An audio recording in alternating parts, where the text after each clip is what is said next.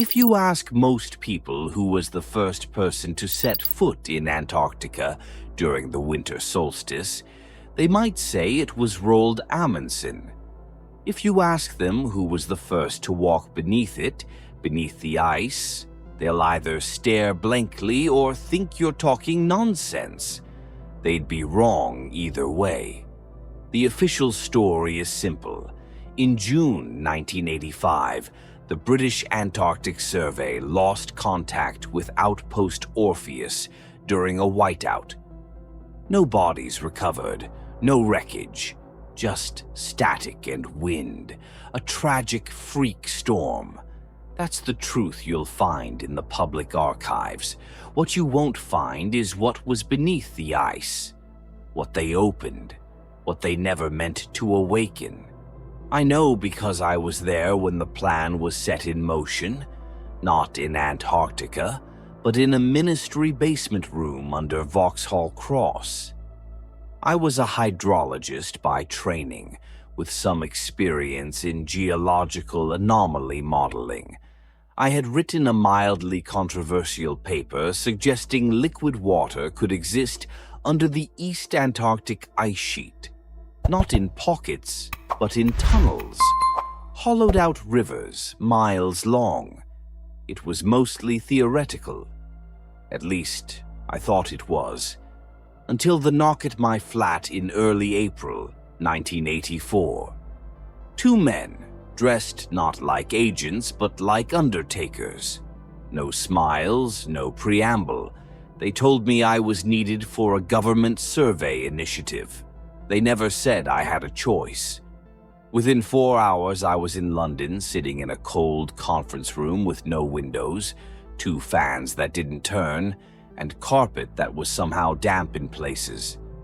There were 6 others in the room, military by the look of them. One man sat alone at the end of the table, face like carved ash, fingers drumming slowly on a brown folder. He introduced himself simply as Colonel Greaves. No rank, no division, no country. He slid the folder across to me. The cover bore a red wax seal and a title I'll never forget, Project Throne Wake. I opened it. Inside were 6 black and white photographs. First, an aerial view, cracks in the ice stretching for miles in concentric rings like something had punched up from below. Second, a photo of a dead man, half sunk in snow, frozen solid, his eyes wide open, mouth in a scream. The third showed a tunnel descending steeply. It wasn't natural. The walls were smooth, as though burned. The fourth image stopped me cold. A mural, carved into what looked like obsidian, buried under who knows how many tons of ice. It showed beings, not human, not animal. Elongated skulls, jointless limbs, and what might have been wings, but not like birds, like fans of flesh. Every figure in the mural had no face, just a polished depression where the face should be, as if it had been erased. They called them the Null, said Greaves. I looked up. Who does? He paused. The Soviets. They were the first to break into one of the chambers in 1977 in Wilkes Land. They never published what they found, just detonated charges and sealed the valley. We think they hoped it would never be opened again. Until you found another one, I said. He didn't nod, but his silence was agreement. The room fell quiet until one of the others, a scientist by his badge, spoke. We believe the structure is older than human civilization, possibly non-terrestrial. I frowned. You think it came from space? No, Greaves said. We think it was already here, before ice, before oceans. I stared at the photo of the tunnel. The darkness in the image felt physical. So, what do you want from me? Greaves gave a small, satisfied smile. "You're going in." I was assigned to Outpost Orpheus under the pretense of mapping glacial subduction flows. My companions were 3 men and 1 woman. Dr. Alan Tress, a geochemist, Captain Harriet Vane, military liaison, Dr. Emir Dews, linguist and ancient script specialist, odd given we were in Antarctica, and Corporal Will Hargreaves, communications. Our cover was good. The rest of the BAS teams believed we were support staff. Only Vane carried a weapon, a bolt-action rifle, vintage, reliable. We arrived on site in June. The sun had already dipped below the horizon for the long polar night. Our outpost was 200 kilometers inland, positioned near the dome of a recently discovered subglacial anomaly detected via radar. No one but us knew it was a structure. For 2 weeks, we bore down, meter by meter, into the thick, ancient ice.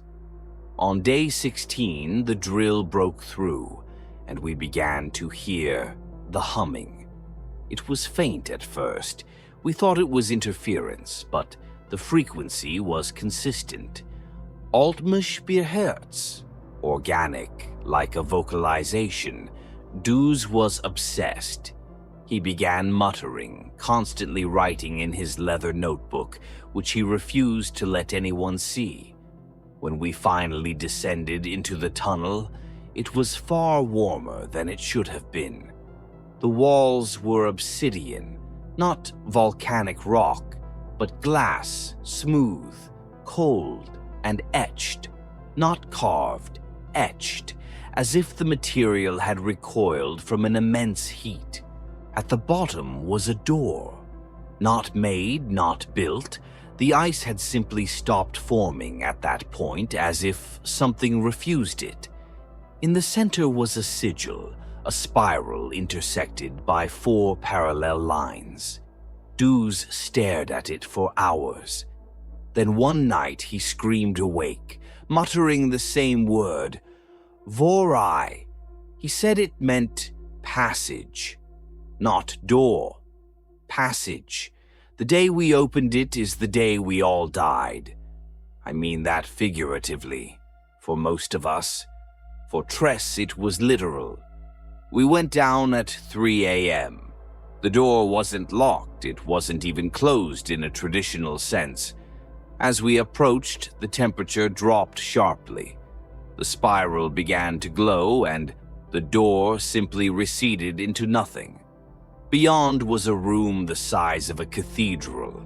The walls were filled with mirrored black panels, all vibrating slightly. The hum was louder now, so loud we felt it in our teeth. In the center, a platform, and on it a figure, not a body, a figure, as if someone had sculpted a human being from light, frozen light. The shape was feminine, and she had no face. We stood, stunned. Then Tress approached. He touched the edge of the platform. The figure moved, not walked, moved, as if skipping frames in a film. It appeared behind him. He turned. She placed a hand on his chest, and he vanished. No sound, no blood, just nothing. Gone. We fled. Of course we fled. Vane emptied her rifle into the thing, but the bullets passed through, hitting the far wall. The sound echoed like thunder. The humming became a scream.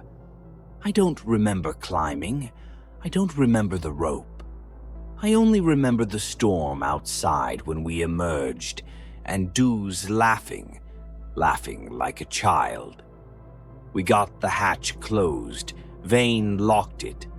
Hargreaves sat in the corner, shaking.